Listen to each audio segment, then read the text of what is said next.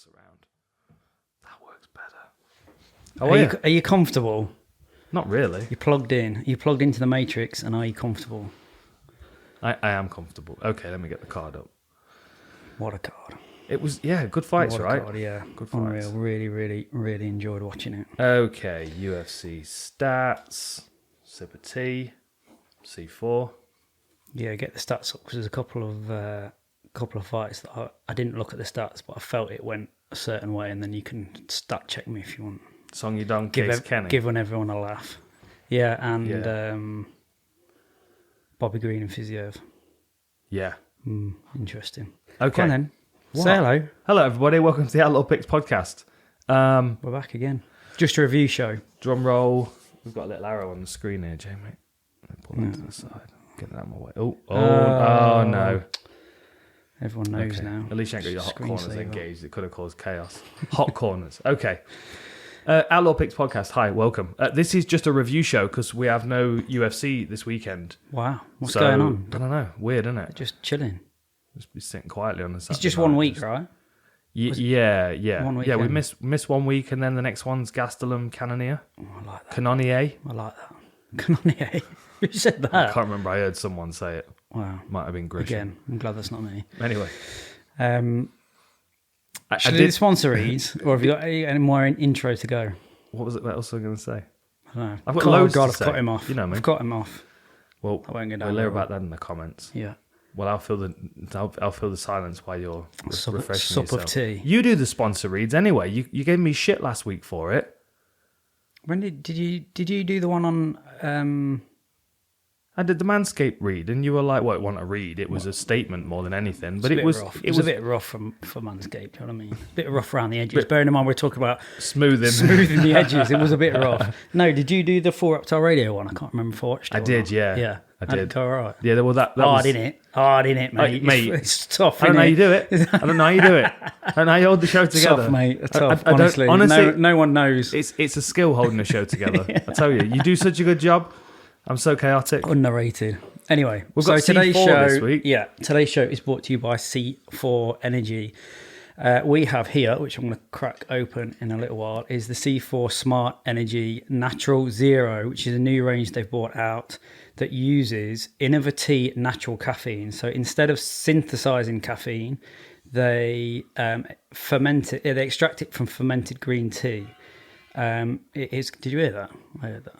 Did you hear that? I did hear that. Yeah, it's not my head. Just a disclaimer that the neighbour is doing something. I don't know. He's like testing out a new set of wings or something next door. But if you hear a bit of background noise... He's busy fermenting green tea so they can extract it for their C4. It is verified as non-GMO, which will be important to some people. That is important. So it's important Yes. to... If you would like to grab some... It is good Yeah, stuff. it is. To get you to drink... I'm on the decaf at the moment because I'm training later. I'm right. having that after this. To get you to drink this is saying something because you're not a big energy caffeine drink fan. Not at all. Not at all. So yeah, that is true. That's true backing from you. If you can see you drinking it. Anyway, if you'd like to grab some, jump on the C4 website, c4energy.com, and use the code FULLREPTILE for 30% off, which every time we say is quite a significant discount. It is a significant discount. The price of the product. So yeah, use Full Reptile, get 30% off, and they will. The link will be in the description below, and you can just click on that. We are also once again brought to you by our long-term friends and sponsored Unbound Merino. Go on. Ollie's long-term friend and sponsors. Merino wool is the shit. It's really good. We love it. You'll love it. It's so good that I only get them sent medium so that I can afford them all. I can not give you any. We've got a confession, Jamie. We've got a confession. We'll clip that, post it on its own. Post it on its own. No, they're great. Like I would guarantee you, once you got it, yep, you understand. And if you enter Ollie at checkout, he'll come around and massage your feet. No way. If you do drop in Outlaw at the checkout, you will get 15% off. And I believe that if the order is over $100, they will ship it for free to the UK. Nice. Very nice. So please support our sponsors. Obviously, they help us bring you the shows and everything on the channel for free.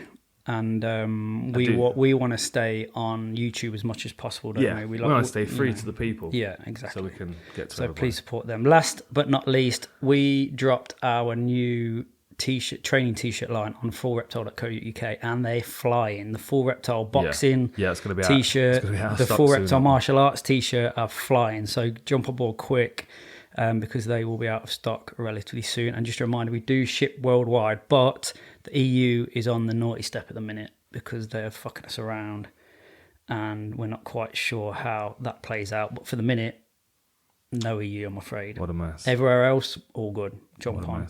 We'll send a Raptor. We'll send a Raptor in a van, and we'll park in Calais, and we'll just sell them out the back of the van. Sell them out the back, Meet us in Calais. We'll give you a date. And then we refill the van with little stubby beers. With little stubby beers, of course. It's a dad thing to do for my such a weird generation. thing. Oh yeah, we'll do a Calais beers, run. Do a Calais run. Yeah, 100%. Weird. Yeah. Surely the cost of the ferry and everything would I have always made it thought more that. sense to Mate, just go to this the is a true supermarket. story. Mum and dad took us on holiday to, just me and my sister on holiday to France. He's loaded up the boot with beer, loaded it. Go through, Left a kid go behind. through customs. No, he remembered all the kids. Go through customs. Customs stops him. I asked Dad what was going on. I genuinely went, loads of beer in the back. Oh no! Just like, You used to be a Cockney when you were a kid, did you? Yeah. You were a Cockney when you were a kid. Oh no! Yeah, he weren't very happy about that. Maybe a thrashing or two given out because of that. But It was such a weird thing to do, that wasn't Yeah, it? But wasn't there's this weird concept though, and this is an older generation thing, and I've realised it's gotten less, and I think it's a result of rationing during the Second World War, and the Second World War generation, like. I felt like you're going to play an age joke on me then. So this is just a long tee up for your 3 days. We'll figure out where on the spectrum you sit, because you're definitely way closer to Second World War than me. However, so we go like the Second World War generation had rationing, and food supply was limited, so everything was valuable. Like my dad's parents' generation, like it's all about reusing everything. Like jam jars were cups, and you know what I mean, all that kind of stuff. Not the expendable generation, is it? No, not at all. So there's like a hoarding aspect to that generation, and then that's slightly lessened with like my parents' generation, who were born in the mid '60s, which is kind of weird for some people because It does make a lot of sense. I'm really old, and people can't imagine my parents are that young. But then but that's been lessened again. Like we're the disposable generation, get a new right? one. Exactly. Yeah. But it's a different. It's a different mindset. Yeah. Anyway, I don't know where we got onto that. How did we get onto that? I don't know. Is it welcome to Full Reptile Radio? Full Reptile. You're not even on the right podcast. Are you? Have some caffeine. No, I can't. Not now. I won't shut up. I won't Too shut early. up. Stubby beers. Stubby beers, yeah. What makes you think, how cheap were those beers? Because by the time you've got all the way, maybe it's like the beer is actually cheaper than beer here. But we're not talking about petrol money. We're not talking about the fact that we have to travel down there. But the beer's cheaper. Yeah. I mean, I remember. Well, I mean, people used to buy cigarettes, didn't they, to cover the cost? Duty-free cigarettes on the ferry.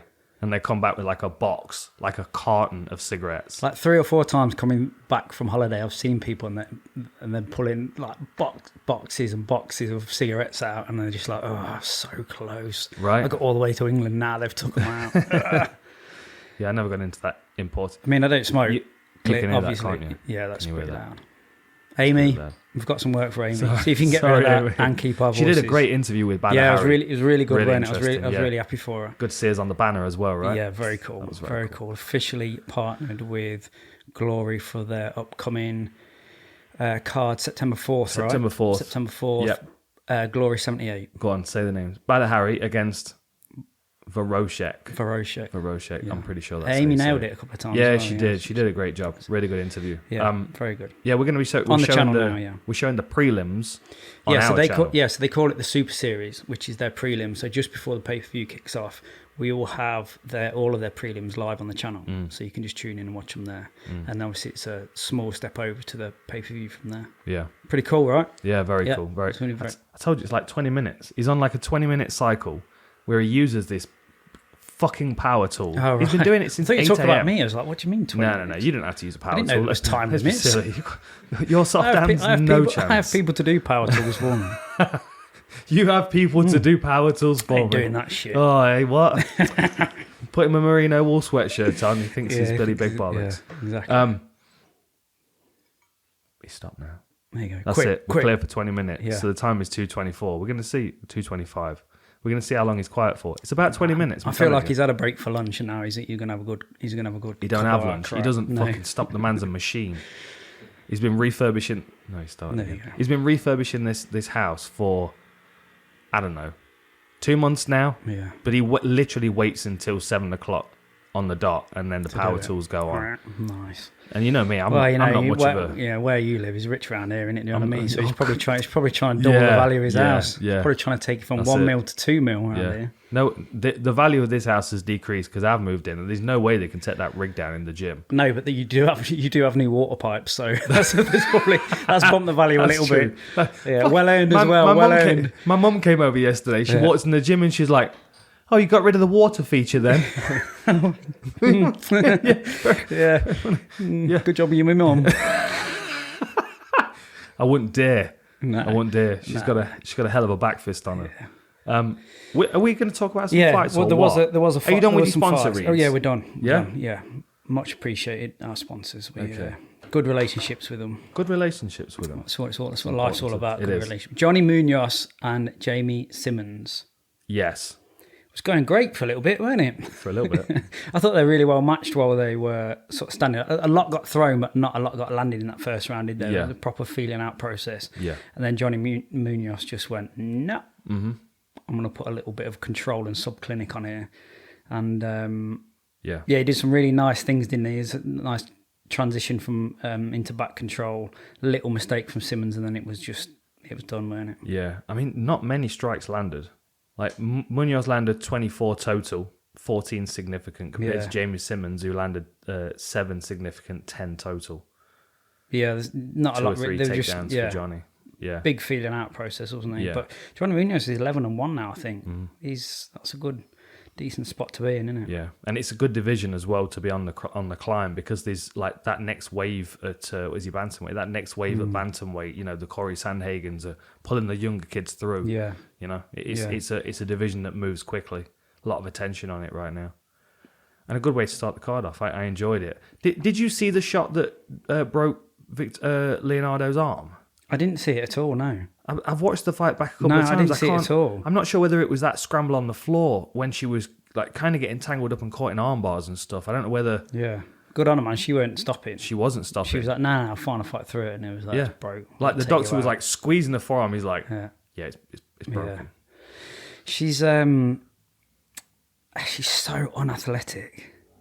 Leonardo? Leonardo. Yeah. She just doesn't move fast. No, yeah, she just doesn't she looks move strong fast. though. Do you not think? She does. Yeah, she looks like strong. she's got judo strength. Yeah, or like deadlift strength. It's slow, definitely not schlong strength. Definitely not. She's slow, like grindy type strength, but she's got no real bounce to her. She's got no real spring to her. And I think but she is tough. Yeah. And I think she relies on herself being tough. It was funny. So there was a conversation between DC and Cruz. Mate, they were falling out towards the end of the night, weren't they? Weren't it? Yeah, it was quite funny. That wasn't a sweep. That was a sweep. No, it wasn't a sweep. It wasn't a sweep. But I mean, it was interesting to me because it was the area I'm most interested in. But so Leonardo comes out in the top 2% through the PI for conditioning, so for physical fitness, and she'd gone off the cliff, hadn't she? Like she was clearly, Gatto was getting the edge on her, and she seemed like she was putting more pressure on, and she couldn't really hang with it. And I've had this conversation for years. Like so the PI will give you some objective data about how fit you are, but you're only that fitness is only what your system can do in that specific environment. Yeah. By the time I'm hitting you, I'm punching you and kicking and pushing you backwards all the time. You're always on the back foot. You're always having to contract eccentrically. It's just that. Okay, yeah, I've got some nice objective measures. They're kind of useful in some sort of way, but the reality is, sports science can only tell you something that is contextual, and by the time you put it into your sport, it's not one for one. You know what I mean? It will give you a general idea, but you're only as fit as you are successful in the fight. Well, yeah, like your conditioning looks great if you win in the fight. As soon as you start to struggle, that's when anxiety starts to creep in. And How would you quantify the effect of anxiety or pressure or stress on the cardiovascular system during combat? I'm being punched. I've never understood like what is that affecting? Yeah, because it like. I mean, I guess with sort of body work and body shots and stuff, is you get the musculature gets bruised and battered and it isn't functioning at the same rate, and therefore that has a knock-on effect to how you can your breathing rate and how you can repopulate your muscles and stuff. Yeah. See, I always felt more like body shots were effective because of the disruption of the breathing pattern. Yeah. You know, like the ones that really hurt are the ones where someone's actually exhaling as they throw something, they take a shot in the process. Yeah, but that's dropping someone with a body shot. But you know, that cumulative effect, like why, what is it that is fatiguing them so much? I don't know, but there seems to be a cardiovascular impact on some people that get hit with the calf kick. Like that seems to have a fatiguing factor to it as well. So like some people have taken a couple of calf kicks and all of a sudden they look drained and they look. I mean, I know that there's a laboured aspect to their movement, but at the same time, it does seem to affect people's conditioning.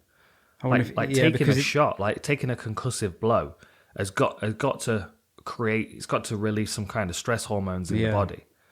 Yeah. There's got to be a minor DMT release in there somewhere. Right. You know what I mean? Is that why you get fatigued? Because you're like, oh, yeah. Look at that. Yeah, your opponent's got an elephant's head. Like, what's going on here? But that conversation went on to conditioning. Like, what is conditioning? And I've said this for a while, and it crosses a couple of different sports, but like wrestling specifically. Yeah. I've tried loads of ways to do a load of conditioning, and then go to wrestling and think it's going to be all right. And you may as well just do none of it. No circuits, no Tabatas, no nothing.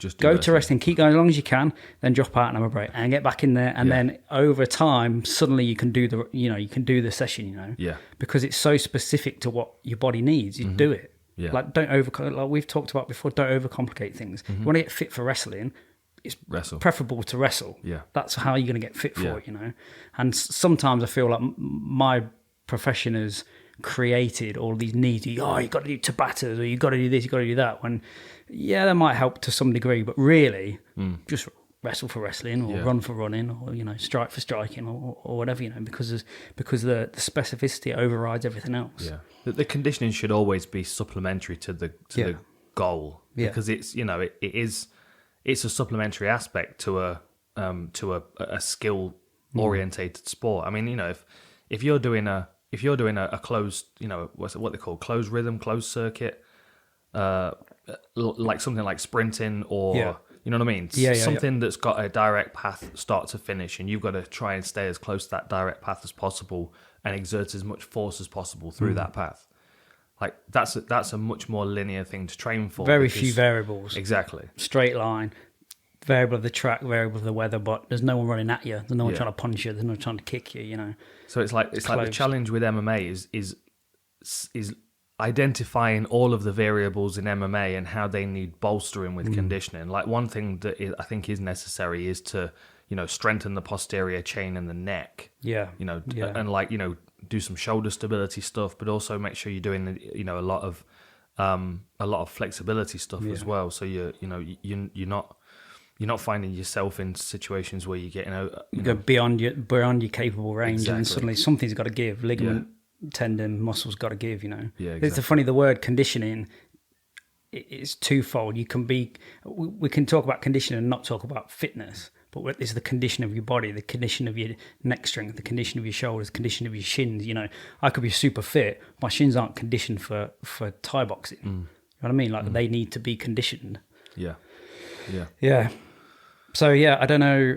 Gatto was still in good condition though. Yeah. I mean, I know super Leonardo aggressive, wasn't she? Yeah, she was. Even when she was put on her back, she was just like rolling and moving and throwing up subs. Yeah. And like physically as well in good condition. Like she's got some shoulders on her and stuff. Like she's been away, hasn't she? Yeah, we said that in the preview. Since the last time she fought. Yeah. Did you see Mike Pence fly return? You didn't watch the presidential debate, did you? No. During the vice president debate, a fly landed on Mike Pence's head. Oh, really? And it just made him look even more like the emperor of the Death Star. You know what I mean? Like it was just not a good look for him. Yeah. Anyway, as soon as it had happened, a Twitter page for Mike Pence fly popped up, and started commenting on the election from the fly's perspective, which was brilliant. I love it. Yeah, I couldn't stop paying attention to it. This fly landed on her shoulder during a post-fight interview, I didn't see stayed there for a good 60 seconds. Anyway, it was a weird thing. Feeding off sweat. Yeah, she looked very good, as did Miles Johns. Yeah, yeah. He's got weird movement, hasn't he? He's like really kind of very, very bouncy. Man, he fucked up that knee bad, didn't he? Yeah. Like, bad. I don't know. There was some, I think the corner might have said, it might have been in Portuguese, but they might have said there may be some pre-existing damage on that front leg of Dos Santos. Is that right? And I'm thinking either sort of collateral ligament on the outside, or maybe even, you know, the way that as he did that leg kick, it was almost pulling the shin forward, like it was hitting around the back almost, wasn't it? Side of the calf and then around the back, and maybe that was pulling dragging him a little bit. Yeah, you know, when you do the draw test for the ACL, like it was hitting that draw test. So I don't know whether there might be some ACL damage, but man, Dos Santos is tough. Like that leg was done early, wasn't it? Like done. He just had no function at all, really. He just kept on coming. He was the aggressor more than anything. I suppose he'd sort of run out. It was the only way he was going to get anywhere, wasn't it? Is to go on the all-out offensive. Yeah, almost 20%, 18% of Miles Johns' strikes to the leg. Yeah. 13 to the body, 67% to the head. And especially once you've got that lead legs disabled like that, you don't want somebody moving around like Miles Johns does. No. He tried switching stances, didn't he? But you could see he wasn't really comfortable there. He needed that leg forward, and it was just toast. Yeah. Really low success rate for significant strikes as well. Yeah. So 19% for Dos Santos, 67% for Miles Johns. Yeah. It's a massacre. Yeah. Yeah. But I mean, once that front leg's gone, like, he has to reach, doesn't he? He can't slide in and out of range. He has to reach and sort of lean over that front leg, which is making it even worse when he does get kicked on it. He's just in a bad Tries to chase him, put his weight on it, and he's got one loss in the UFC right now. That was that flying knee against Batista, who Veronica's talking to tomorrow. Wow, wicked. Should be a good interview. Yeah, he looks good. You know, he's had 2 third-round knockouts now in a row. You know, I think he's an interesting contender. Yeah. What is he? A flyweight, bantamweight, another bantamweight. Maybe we'll get him against what's his name, Johnny Munoz next. Yeah, there you go. Just doing the work for It's him. easy, isn't it, matchmaking? Easy. You just easy. You know, you just pull 2 cards out the pack. Yeah, that'll do. Yeah, that'll do. It only makes a difference when they've got a number next to them. Find then a you've got to thread find of a two story that that there we can, go. you know, That's it. The dogs once Put met. a couple of tweets out. Yeah. He called you a dickhead, you know. Stir the pot a bit. Oh, you're stirring the pot on Twitter, aren't you? Who is? I'm not. The people. You've put yourself out there, and everyone's Shill like, Baloney's tweeting at me. He's the one that's attacking me, and he's attacking John Wayne Parr. Him and I, John and I have been chatting back and forth and having a laugh about it. And then the other day, fucking platinum fucking God's gift knobhead pipes Mike up. Perry's in the mix. What a dickhead that guy is. What an absolute. If I'd, like I said in my reply to him, had I not quit drinking and maybe had been born in Miami, I'd have probably turned out like Twins. him, like absolute fucking train wreck. Yeah. But what an absolute tool that guy is. Everlasting job stopper right across his face. You just got to remember when you're getting into a Twitter battle with people from England, is they spend their life giving people shit. Like, right. This is not a problem. We've got lists and lists of shit we can give back. Go for it. He won't make it through a session at Rough House. He'd lose his fucking temper. Breakdown. Josh would lift him. Yeah, Josh lift you, bro. He would. He would. He'd love it as well. Yeah. He'd arouse him. Oh, fucking hell. Hilarious. I was really enjoying this fight, and I was enjoying O'Day Osbourne's approach to this. He looked really slick. I thought he looked great. You see those feints he was doing, the wrestling feints, where he was dropping to his and he got him once, didn't he? He got a massive reaction out of it, but then I think he tried it again a bit too soon, and Manuel was like, not going twice. Yeah, but a couple of times he got him. Like the first time he did it, like Manel Cap like sprawled back, and then he got up and he was like, "Okay, you got me there." O'Day Osbourne's good. Yeah, I enjoyed that fight. Well, for as long as it lasted, and I did feel like he was getting the better of Manel Cap at times until he wasn't. Yeah, until he got caught with that knee. Mate, Cap is just a spring, and he's like the opposite of Leonardo. He's just everything is bouncy, everything is fluid. He does that the stuff Jimmy's been doing with the pro squad. He pulls and pulls and pulls and pulls and then bang, go. have it. Yeah, he's I mean, he was having more success. 65% significant strikes landed, 19 of 29. Oh no! Oh, Jamie, what now? Jamie, now this is remind not me the later, time. Jamie, not to have this up on here. Now what? You're gonna have to debut on a podcast. This is Jamie, a debacle. Unbelievable. This is a debacle. I can't. If only Dan had charged his iPad, we would not have this problem. Look, can't remember everything. I got you, Jamie. Don't worry. Remember, what are you doing? You remember who's got your back when you're at the gym getting shit from fucking what once?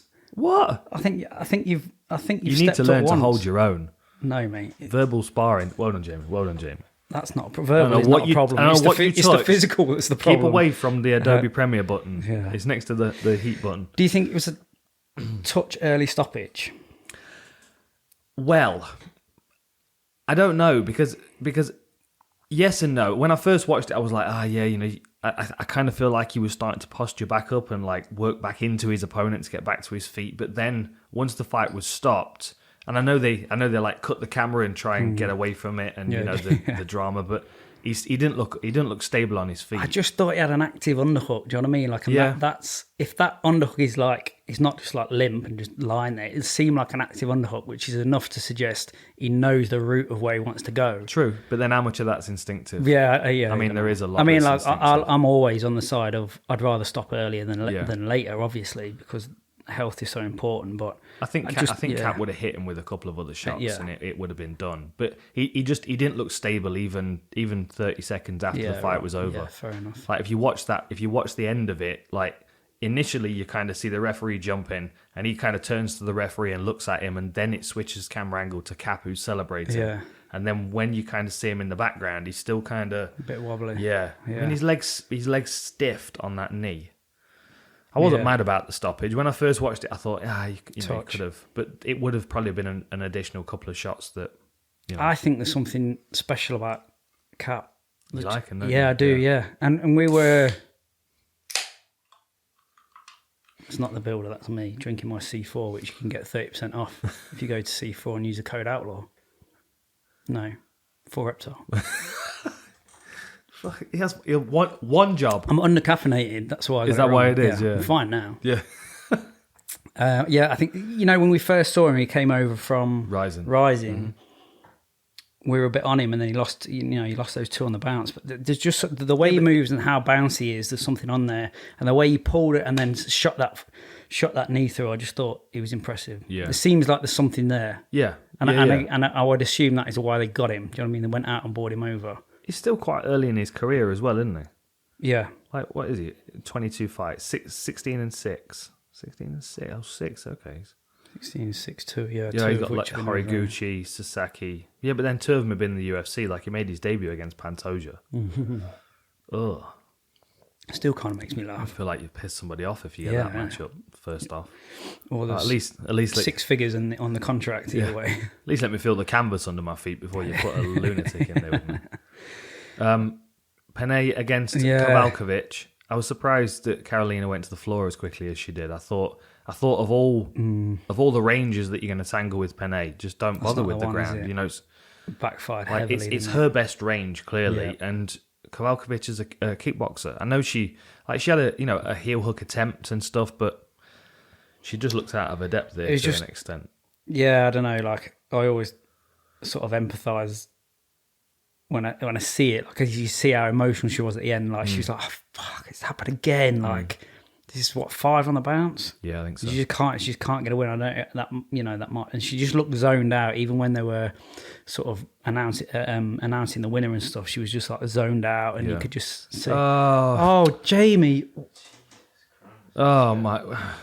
Now what's happening? I hope something inappropriate comes up. I really do. Whatever secrets you've got on that laptop, I hope they come out.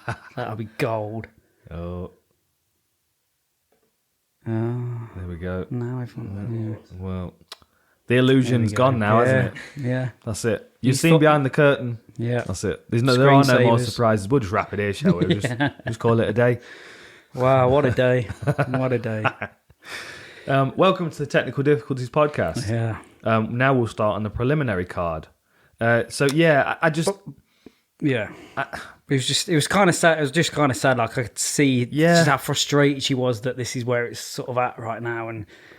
But she made the decision. The thing that I find frustrating about it though is because she released that video on her Instagram where she was emotional, and it was like her sign off was like, I guess find something else to do. And like if you watch the fight back, there were clearly some things that could have been improved. Like there were a lot of things that she did that could have been better. Yeah. Like there's work to do. It's not the end of the road. Yeah. It's the beginning of the next stage where you got to put those put those corrections in place. Like she was taken down too easy. It was a bad decision to stay on the ground with her. Like the heel hook attempt was decent, and it could have created a scramble to get her back to her feet, but she wasn't present in what she needed to do to win the fight. In a kickboxing match, I think she beats Penne. Yeah. But she went straight to the ground with it pretty much.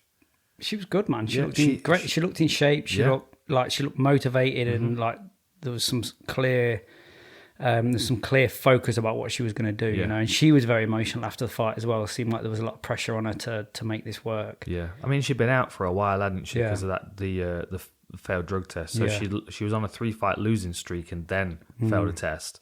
Was out for like 2 years. I think she's 37, 38. So then now she's back and she's got a split decision win, and then I think it's her first finish in the UFC as well. Oh wow, okay. Pretty sure it is. Yeah. Anyway, she's in a good spot. I'm not sure. Yes, it is. Her last. I'm not sure how much further up she's going to look for her next one. There's some tough fights up in. Yeah, up there there, are. She needs to be careful with who she goes to next, I think. Yeah, maybe Tisha Torres, since she got a win over Angela Hill, and they're mates, aren't they? Yeah, but Tisha looked fucking awesome. Yeah, she looked really good. Do you want to jump to? Should we jump to that? Can do if you want. Main card, second one. Everything's a debacle anyway. It's all over the place, do isn't it it? random anyway. Whatever. I'm excited to see what's going to pop up next. Talk about Sanhagen Dillashaw if you want. Well, the next one was Alonzo Menifield against Ed Herman, and I didn't particularly enjoy this fight. Like Alonzo Menifield battered his leg. I've never seen him bring the doctor in to check a swelling on a leg before. I think he was checking for smallpox. That's how pumpy it was. It just came up, didn't it? After about three kicks. Yeah, it just came up. He's Ed Herman, innit? I mean, he's like he didn't change his game. He kept walking forward. Yeah. I mean, he's just operates off toughness, doesn't he? He just operates off durability. Menifield must waste some energy with those right hands that he throws and misses by like a meter. Yeah.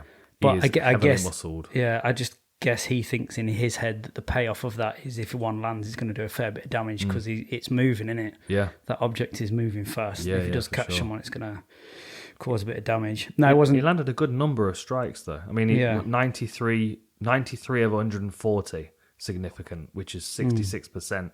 Ed Herman, 41 of 126, which is 32%. Yeah, it wasn't particularly interesting, was it? No, not really. Plus, Ed's game's not evolving and the sport's evolving rapidly. Yeah, and my concern is that he's going to be there to be punched, and that's you've got to be getting paid well if that's the trade-off. Moraeles against Rodriguez. Oh, yeah, I didn't have too much to say about that really. I just thought it was quite a well-matched fight. They were pretty similar, weren't they? Yeah. They both sort of went at it. It needed someone to grab it by the scruff of the neck, like it needed someone to step up and dominate it. Just good fighters.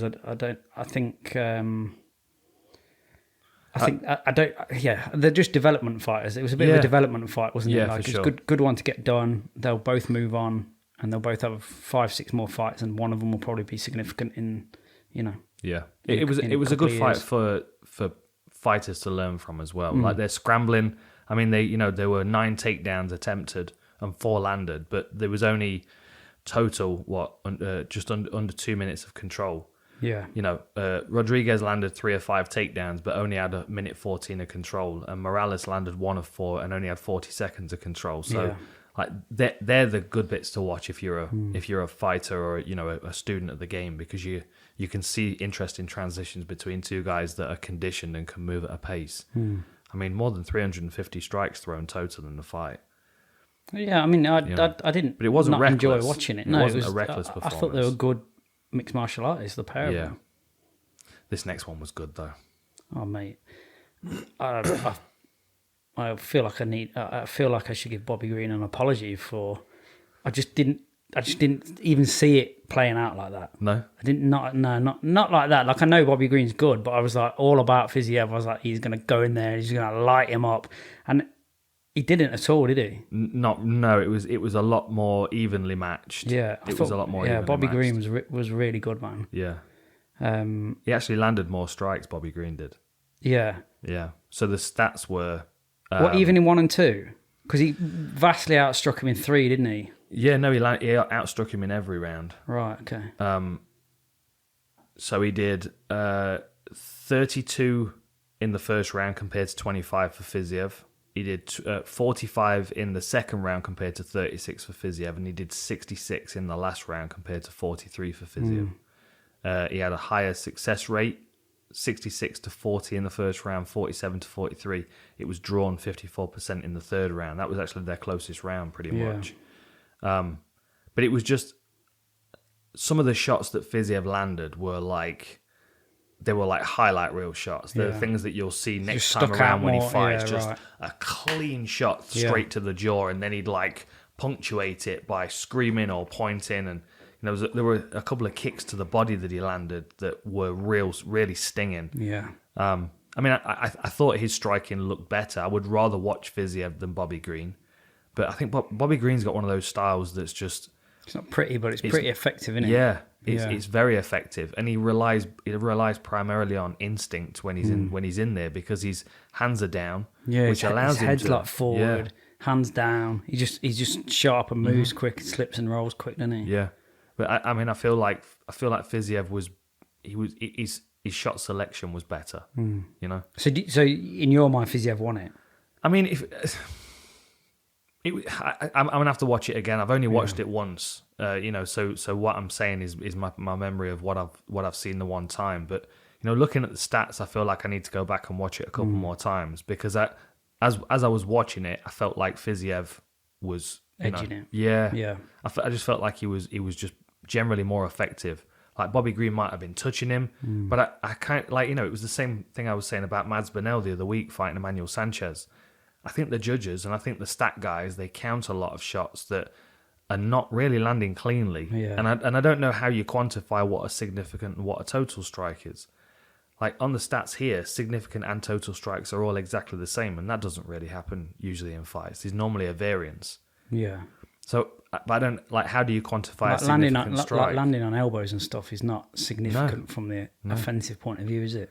No, not at all. Like a lot of the shots that were landing on Mads Burnell were landing on his guard. Like there was one where there was an uppercut coming and he went rolled and took it on the underside of his tricep. Yeah. But if you're in the wrong angle, or the camera is showing the wrong angle, you see something totally different.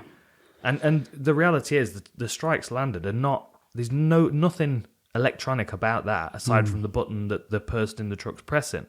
So there's literally a person making that call of whether it's a significant or a total strike. And who is that person? Like he's trying to give an objective number, but it's still subjective because the guy that clicking the button is just it's his perception of what's significant. For sure. And he's not sitting cage side, he's sitting in the truck with the screen. So he's getting the camera angles which are being selected by the producer. Yeah. So then the producer's having an influence on the significant strike, the concept of a significant strike. Yeah.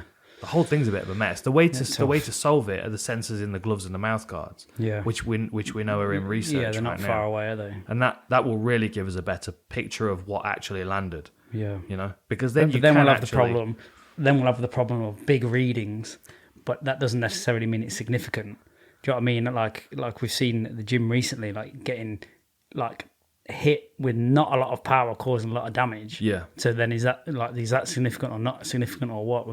It's just tough, innit? Anytime you try and objectify stuff, it's hard. It is. But then if you've got sensors in the person's glove who's throwing the punch and sensors in the person's mouth guard who's receiving the punch, then you can overlay those. Then you can see, okay, well this person threw, I've got no idea of units here, but like say, 40 pounds per square inch of pressure to the jaw, but this person's the force they received was, We're going that way, aren't we? The stats are getting better, but it's important to note the person sitting clicking these buttons is not someone that I wouldn't necessarily want in my corner for a fight. I don't know who these people are. Can't imagine it's someone that's trained necessarily. I wouldn't think so. Think so. Yeah, I mean, I think Fiziev's on the rise, and he's going. He's only going one way, and off the back of that, I think Bobby Green will be a bit of a. I mean, he's done himself some favours, isn't he? Such a deep division. Like, how do you get your head and shoulders above? Hooks in there. You know, like where do you put those two guys with the rest of the guys in the division? You know, I mean, just look at the top 15. Like, you're starting with Moises Sarukian, Brad Riddell, Diego Ferreira, and Kevin Lee. Yeah, it's wild, isn't it? You know, I'll tell you what. Brad Riddell, I bet they train together. Riddell and Fiziev. They're both Tiger Muay Thai, aren't they? I think they train together. That would be a lot of fun, wouldn't it? That would be a lot of fun, yeah. Yeah. Or, who were we just talking about? Where's my brain's falling out of my head? Fiziev and RDA would be a really fun fight, just stylistically, you know? Yeah, RDA's calling out Leon, isn't he? Is he really? He's going after Leon, I think, yeah. That's a bad idea. I don't think that's a very good idea. He's been beaten up either, by Leon for 25 minutes already. That's not a bad idea. That's not a good idea. Yeah. Okay, main card. Yeah. So was this the fight that you were talking about regarding the stats, the Song Yadong Casey Kenny fight? How did you see this as it was playing out? Because this was a split decision for Song, and Casey Kenny very much felt like he won it. Yeah, he did, didn't he? And I feel like you could make that case, but they're quite similar. They're quite similar. Their output is very, very similar. I can see how it got to the decision it got to, because they're both a massive output, and then gradually it sort of came down. Like, by the end, they were sort of standing in front of each other. You were like, no one can keep that kind of output out for that amount of time. I mean, they both have the same game. They try and bring more intensity to their opponent than they can handle. Yeah. And then, you know, they capitalize on the fact that they fade. Like, if you look back to Casey Kenny against Alateng Haley, like, he put such a pace on him and beat him up to the body with that kick really bad. But then, you know, Song Yadong does the same thing to his opponents. He sets a pace that they can't keep up with, a speed that they can't keep up with. Like, if Song Yadong had been born in America, he'd be Casey Kenny. Yeah, and if Casey Kenny had been born in China, he'd be Song Yadong. Yeah. They've both got good power. Like, Song's got a lot of power in his hands, but they couldn't really land any power shots, probably because of the agility of each other and the movement of each other. Yeah. They just couldn't get him to stand in a spot long enough to put any power down. Yeah, and I think physically as well, their condition is good enough to be able to withstand a lot of punishment. You know, I do think that makes a difference. I think conditioning, it gives you a level of resilience to damage. And I also, I mean, especially Song, he's like so heavily muscled and like structurally so. Do you know what I mean? Yeah, like rigid. You know, it's like thick. Yeah, like you can't imagine a great deal of stuff's going to hurt him. You're gonna have to really crack him with something. Yeah, he takes a shot. I can see that Song edged it, but I can also see that Case would be pissed off about that. Yeah. You can see why he would be annoyed, but then, like, so. Sorry. And this was a conversation V and I were having earlier today about something that Chris Carriasso said in Casey Kenny's corner. So in the last 10 seconds, Casey Kenny shoots in, takes him down, lands maybe 3 or 4 clean elbows. Now the elbows were scoring for sure, but when he went back to his corner and there was that kind of lag between the fight ending and the decision being called, there was a bit of a back and forth between Casey Kenny and Chris Carriasso, just kind of on the camera mic, and he was like it was Casey Kenny was kind of questioning, like confidently, like, I won the fight. I did enough, didn't I? Yeah. And Carriasso was like, definitely with that takedown right at the end of the round. And like there's this. I think this is part of the problem. Is some fighters don't understand the scoring criteria. They're still thinking that takedown is scoring. When it's not, it's irrelevant. The strikes were important, but then, I mean, if you look at the strikes over the fight, like Song Yadong outlanded him quite clearly, 116 to 78. He failed 3 takedowns, but then Casey Kenny failed 4, landed 1, and only had 20 seconds of control. So Andy was reversed as well, obviously. I mean, I just think, it was that close for a reason, is because they're both significant in the division, and they're at the top of it. Mm-hmm. They're close to the top of it, and that's, you got to be that good. And when you get that close to the top of it, things are won on, tiny decisions. And I can see I can see that Song won it. Yeah. Just. Yeah. I can see. Casey's going to be like mad about it and just burning until he fights again. I would imagine. Well, as you said, like neither of them really looked like they were like hurt by anything too much. And in Casey Kenny's mind, he was the one that was moving forward, initiating the wrestling exchanges. You know what I mean? Finished on top.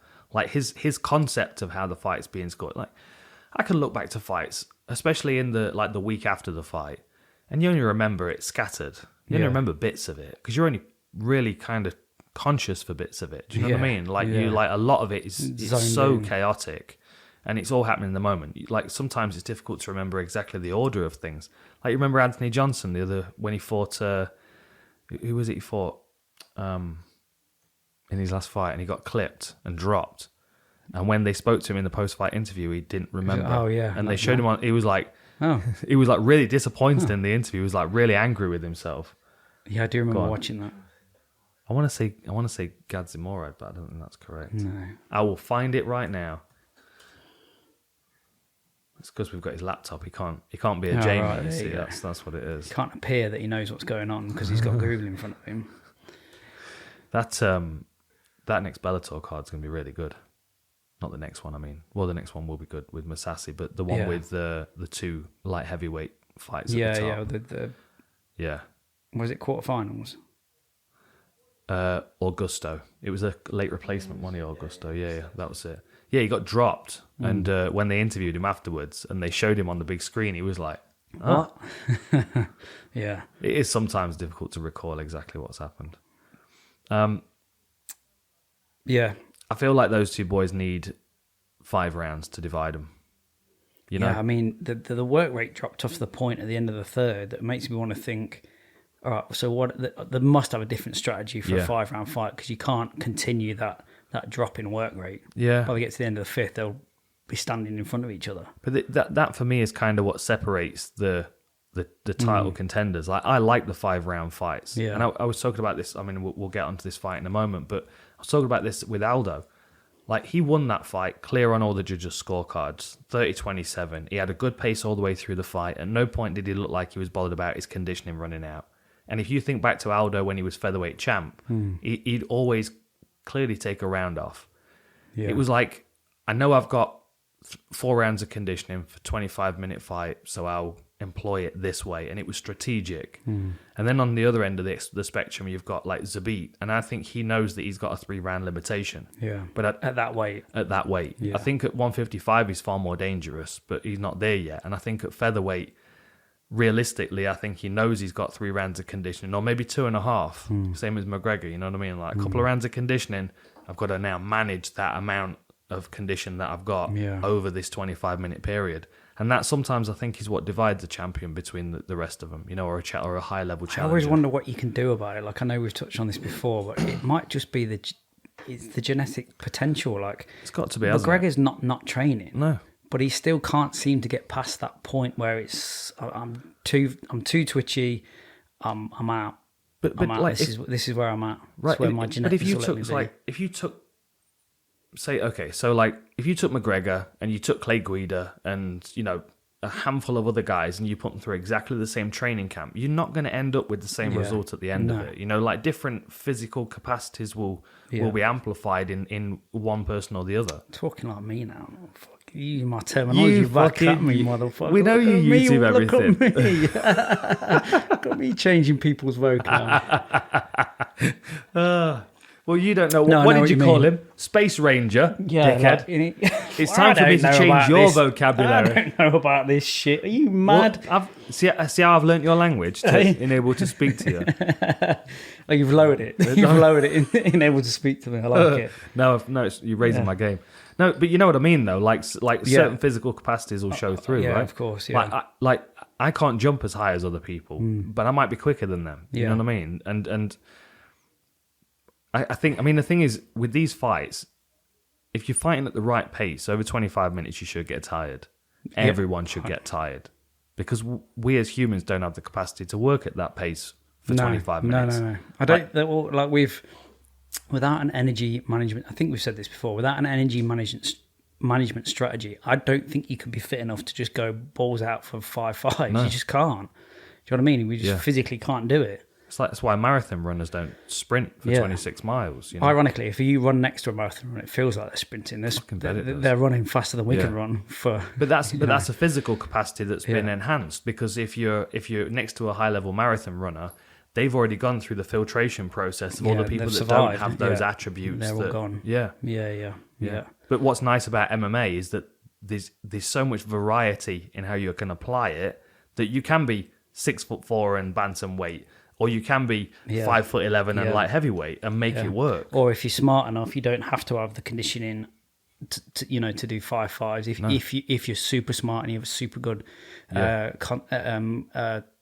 idea of strategy and how to preserve your energy. Yeah, and there's a level of awareness that comes with that as well. There's a level of honest self-reflection, and I think that's something else that Aldo that's a championship capacity to be able to go, you know what, this is how I am best performing over 25 minutes, and he was able to do that consistently for how long? It's a bit like white belt to blue belt in grappling, right? Is the blue belts just realise you don't have to go full on all the time, and they're just a bit smarter with what they chase and where they sit and where they find their rest and stuff. And white belt's like, that's it. It's the same with striking sparring as well. Is the more you do it, the more comfortable you are, the more you can find your times to rest. There's a lot of time to rest in a regularly paced kickboxing Muay Thai fight.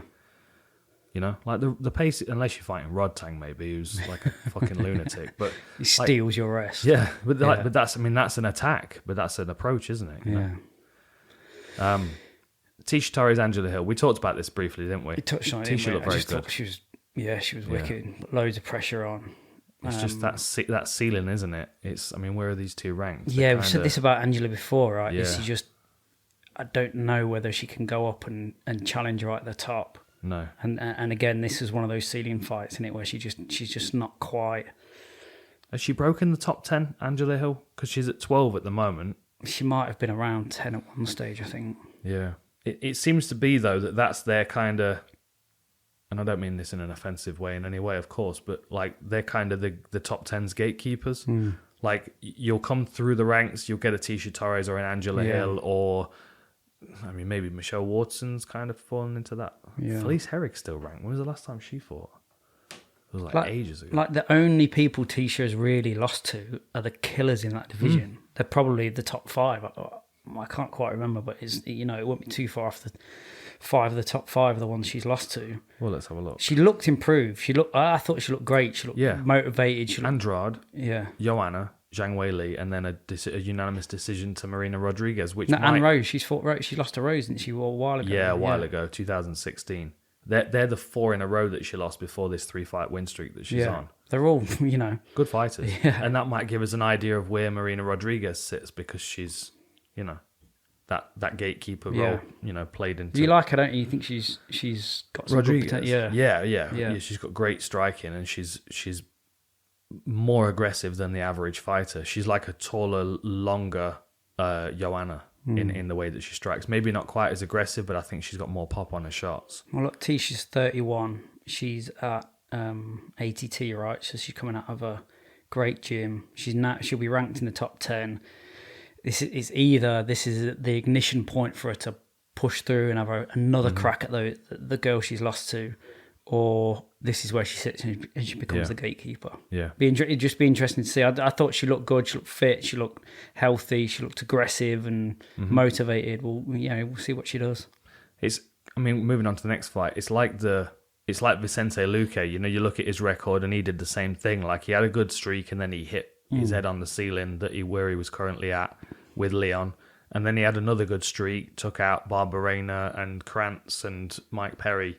And then he hit another ceiling with Wonderboy Thompson, and now he's on another streak in this streak he's gone. Yeah, now he's Price, coming. Randy Brown, Tyron Woodley, and that Michael Chiesa. And that what was even more impressive about that is that it was Chiesa that had initiated the grappling exchange. I was going to say before we even think about how it finished, Chiesa was looking great. He was skirting around the edge. He was making him miss. I don't like that much movement though. Right. Even when it's Vicente Luque in front of you? Yeah, but I don't think that much movement looks wasteful. No, it's not even wasteful. It's a different perception. I mean, and I like Chiesa, and he is a very skilled fighter, but to move that much shows discomfort. It shows. He tricked him he landed a nice jab cross. I think he was skirting. Yeah. He kind of pissed Luque off. Yeah, pissed Luque off. And Luque came in. He like bam, bam, cracked him. Yeah.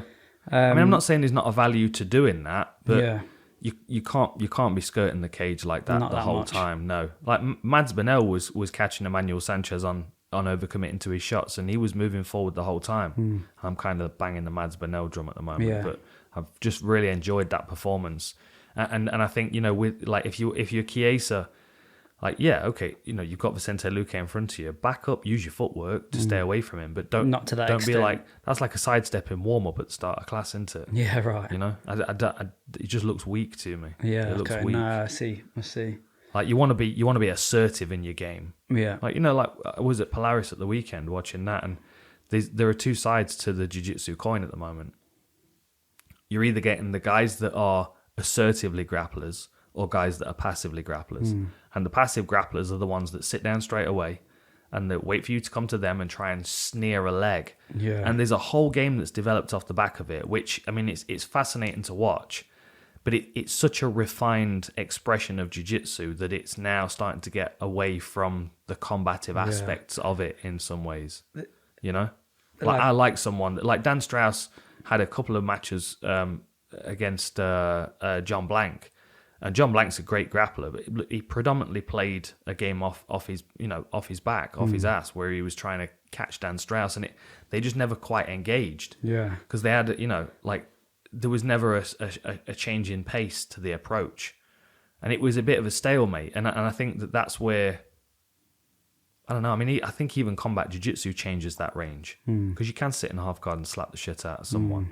You can make somebody feel uncomfortable, but it's a very different type of style and person. It's like the guys that butt scoot and they're trying to catch it. It's like I'm just gonna quickly catch it and then I'm out of this. And then you have like Jimmy style jiu-jitsu where it's I'm going to dominate this dude and then I'm going to beat him up and then I'll put a submission on him if I want to. Yeah, I can. But I'm not going to catch him. He's not going to. I tricked you, got you. Yeah. Do you know what I mean? It's like the fuck out of you until you give me a submission. Yeah. And the thing is, like, I enjoy the professional grappling because I like that refinement where you are getting. I mean, it's the same with boxing, isn't it? Like boxing is a clear refinement of the hand striking arts. Yeah, we took everything else out. Else. It's just that. But because it's been around for a while, it's become so refined that it's actually further away from what hand fighting is in reality. Because I mean, because it's been so refined. Same with Taekwondo, and like they've refined them all to a point where it's a closed expression of a portion of combat. Yeah. And it's like a quarter of a quarter of a quarter. It's like you just refine right down to the exactly smallest part. It's like this is a weird tangent, but one of the shows I watch when I'm trying to slow my brain down is a show called Repair Shop. It's on BBC iPlayer. Felt like you wanted to say baked then when you said slow your brain down. One of those shows I watch when I slow my brain down. Like if I've watched too much fighting in the day and my brain's racing, I'll put something on that's like kind of relaxing and this. I mean, it's a show that my mum loves. Basically, it's people bring stuff in that's really precious to them, that's old as fuck, falling apart, needs repairing, and they have like this big barn full of specialists. Like this guy just repairs old shoes. This person just repairs old teddy bears. You know what I mean? It's like the refinement of refinement. Like they don't just repair anything. Super specialist. It's like it's super specialist. And and like Ross Nichols, a super specialist, gravitates heavily towards footlocks. But he had the most success when he was aggressive. And I don't think it's because he was aggressive. I think it's because he had a change in his pace, because he had a change in his approach. Like those sneering leg locks are really useful, but you've got to use them. You've got to use them in circumstances where you can't dominate, where you're not able to dominate. Don't opt to be passive. Yeah. No. Completely. I mean, I'm thinking from an MMA perspective, of course, because that's my goal, and I like the refinements so I can learn from them and what that refinement would look like as a specialism. But at the same time, Jimmy Warled would on one of those teams, like it would have had a nightmare with those guys because they're all really fucking good grapplers, like world class grapplers. But you put a pair of MMA gloves on Jimmy Warled and he irons every single one of them out. It's a different game entirely. Yeah. You know, Absolutely. and that's what I'm most interested in. But anyway, that was a there you go. that was a tangent. But Vicente Luque looked very good. It's funny, isn't it? Like, because his striking is so good, Yeah. you forget that he's got a heap of subs on his record. There's heaps and heaps of them. Yeah, well, I mean, you mentioned about the Darce choke and that potentially being being something that he could use because obviously Chiesa lost by Darce to Masvidal, didn't he? Luque must have four Darces on his record, something like that, 4 or 5. An Anaconda, maybe 4. Well, he's got Darce against Chiesa, Darce against Woodley. Then he's got the KO against Brown from knees, TKO against Nico Price, Darce against Nico Price in their first fight, Darce against Alvaro Herrera. Check you out. Yeah. Anaconda against Haida Hassan coming out of I've got it up here. I was just reading. Yeah, fuck. I think he's got about one. He's got his notes, boys. He's got his notes with him. We'll hear about that on Roughhouse Uncensored. Well, more than welcome to come and give it a go if they want. Oh, he lands a body shot, and all of a sudden he's fucking Anderson string a Silva. sentence together between them, let alone do Muhammad a podcast. Ali. Do you know what I mean? I want it to be called Bangkok good. Ready, to be honest. You're not ready. That's why we not called it that. Oh, I'm ready for Bangkok. Oh, yeah. I just ain't Thai fighting. That's a whole other episode. Yeah. So Luque's that must be changing soon. Is it Tuesday? They need to wake up and fix the rankings. Yeah, they won't be on yet, would they? No. So currently Luque's at 6 and Chiesa's at 5, but obviously they're going to switch. Yeah. That puts Luque right below Stephen Thompson and Leon, who are the two people that have beaten him. Yeah. Now, another crack, you reckon? well, I don't think either of them are going to entertain the idea of fighting him. I think Wonder Boy's so close to the end of his career that he wants to fight up the food chain. Yeah. And Leon's been working his way up this ladder for how long now? Yeah. Like, I mean, Luque against he called out the winner, didn't he? He thinks Usman's going to win, and he wants Usman. Oh, they had a bit of a back and forth on social media, I think, and Usman was like, "Oh, I might see you soon. Oh, really? Congratulations, I might see you soon," something like that, didn't they? Yeah. See you soon, boy. Yeah. See you soon. I'll see you soon. He's good, man. Is he on the fucking? No, he's on the tools. It was about again. an hour. That was, wasn't it? It was He's about had an a hour. rest. That He's on the tools again. He had a brew. He had to sit down and a brew, mate. This is how fucking tuned in my hearing is to what's going on next door. His ringtone is like a cavalry charge. I'm Maybe that's his alarm. Wake him up to get back on the tools again. Maybe he's just got it next to his bed. He just holds it out the window. He's just trying to piss me off. That's not a good idea. It's not hard either to piss you off, to be honest. It's not hard. I had a conversation with my sister yesterday. She won't watch the Roughhouse Uncensored. No, because it's not like for mums and not for sisters. No, it's not for mums or sisters. But she won't watch it genuinely. She's like, no, it's not. It makes her uncomfortable. Do you remember when she came to condition and she started crying because you were getting flogged? I do. You know, I was like, pitched it just right today. Yeah. I've got a relative in the corner crying. I think we're doing some good work here. Yeah. It was 7 a.m. at Leicester Tigers. Yeah. Trying to do takedown defense of Jimmy Warled after doing 4 rounds already. Yeah, Oh, it was horrible. Awful. Horrible. They were good mornings. I tell fun. you what, we should get that old clip off YouTube. I've probably got it somewhere. Yeah. Stick it up. Roughhouse back in the day. Yeah, hair and everything. Okay. You had hair? Yeah. You remember the I days. always thought that was a wig. Toupee. Early 20s toupee. This next one was... I was so happy for it. I know. It was vintage, wasn't it? It was so good. I know what you're going to say I about... love Pedro, but... I know what you're going to say about energy expenditure and stuff and whether he can extend that over 5 rounds or what have you, but oh man, it was just wicked. He was just on form, wasn't he? Yeah. He was just on form. It was proper... Did you notice that he didn't have the chest tattoo thing that he had in his last fight? No. It was the weirdest thing. You see weird shit all the time. Like, no one else knew that. He had a transfer on his chest in his last fight, which was like his football team. But he's not had a... I thought it was a real tattoo. No, I thought it was a real tattoo. Although Dustin Poirier's got a tattoo on his stomach. Dustin Poirier had a tattoo on his stomach that was removed.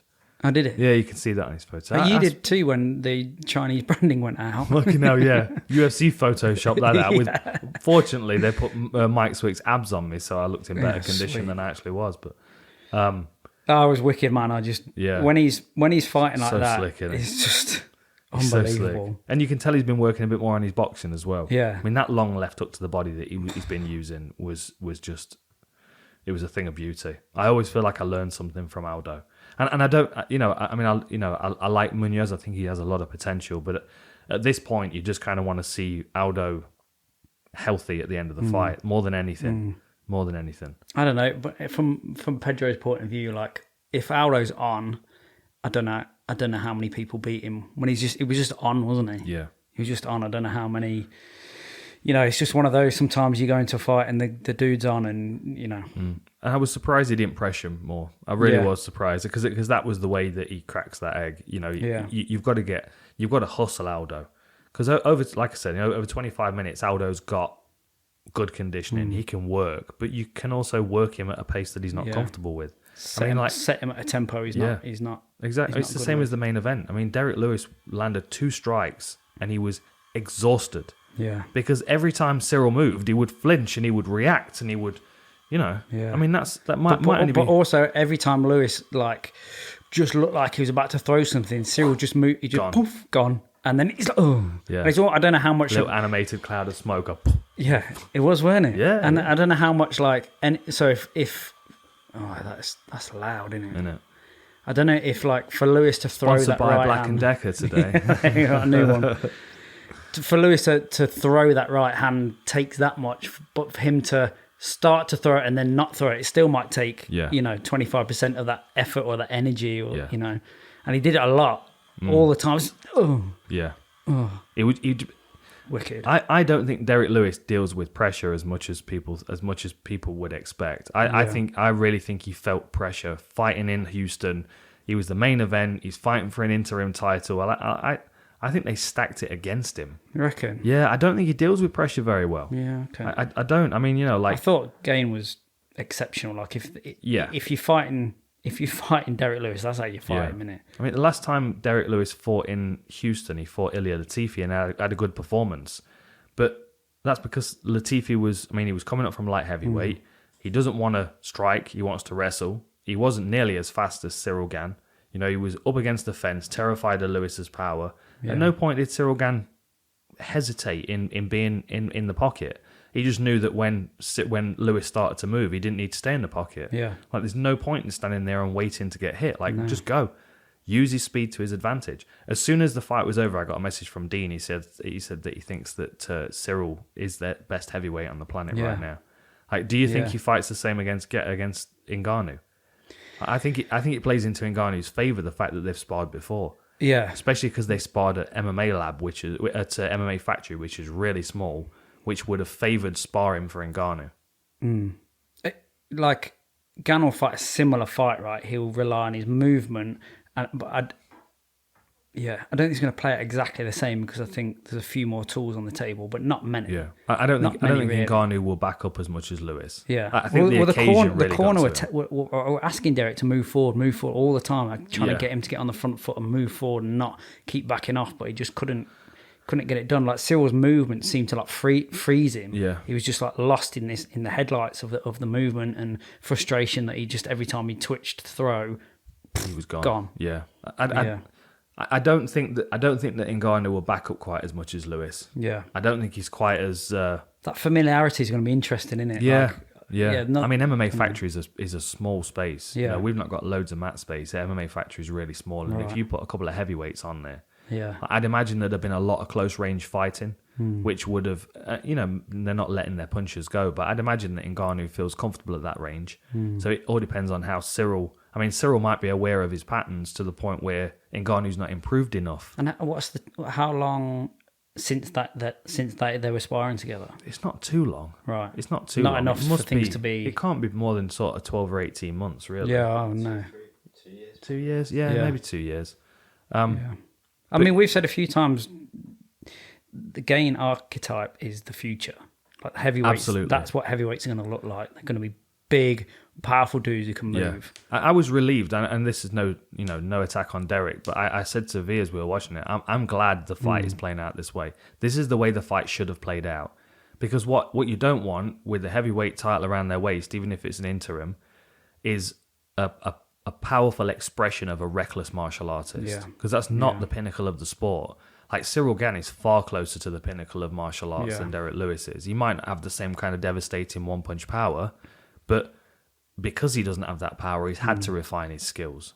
Like if Derrick Lewis didn't hit that hard, he either wouldn't have gotten far or he'd have been better technically. You'd be forced to evolve. Whereas, once you got that get out of jail free card, and then you become reliant on it, and then that's it. That's your development. And it's stifled. That's it. Because you've always got that nuclear weapon in your pocket that you can just blast somebody with one shot, and everything then becomes about that. That's why he doesn't throw body shots or low kicks or anything. He throws high kicks to try and scoop people, and that straight away. Not only did he look nervous when they were announcing him and the crowd making loads of noise, but his first thing he did was threw a high kick and fell over. Yeah. And then all of a sudden, he backed up against the fence, and that was the beginning of the end. I mean, Lewis landed 16 strikes. Yeah. And Gane landed 112. Ciryl put out, I think, a little tweet or an Instagram saying, I touched him and he didn't touch me, or something like that. Yeah. Like it was I mean, there wasn't a scratch on his face, was there? Like, I don't know where you count those 16 strikes that have landed. They found 3 in the first round, but then, like, what are they significantly landing on? Because they didn't significantly land on his face. No. Maybe a leg kick landed. I can't quite remember, but, who knows? I thought it's only it was significant if it changes the opponent's gait or the shape of their leg, I reckon. Yeah. Yeah. Like, mate. If there's a welt, it's significant. Just for one moment, just reversing. Aldo's low kick defense. Yeah. Is just fucking beautiful. Yeah. Like, kick me. Go on. Bang. Go on, kick me again. Bang. Yeah. You don't want to do that now, do you? Nah. Like, you could see Pedro kind of dropped off. Like, yeah. Yeah, it was great. I enjoyed the whole card. I'm happy for Ciryl. I think that was as close to it was almost a perfect performance for that fight in that box. I think he did really, really, really well. Yeah. And yeah, good seeing Aldo like that. It was wicked. Really good. Yeah. Really good. Right. Violent. Well, next time we'll be reviewing Gastelum Cannoneer. Yeah. Yes. Yeah. Wicked. Yeah, check out Roughhouse Uncensored. Check out the Bad at Harry interview with Amy Kelly. Cool. We'll have a VN going up on Sunday as well. Who is it? Yeah, we're going to get a lot more of those. Paul Craig? Maybe. Or Phil Rowe. Paul Craig or Phil Rowe. Yeah. We're going to get them more regular, right? Yeah, we're going to do every Sunday for that. We've got a couple lined up already, but they're going to be good. And check out the Patreon. And thanks to C4. Thanks to Marino. We love you both. Unbound, C4, and for reptile.co.uk. Jump on before the t-shirts sell out. Yes. Easy. Happy days. Lovely. See you next time. Catch you later.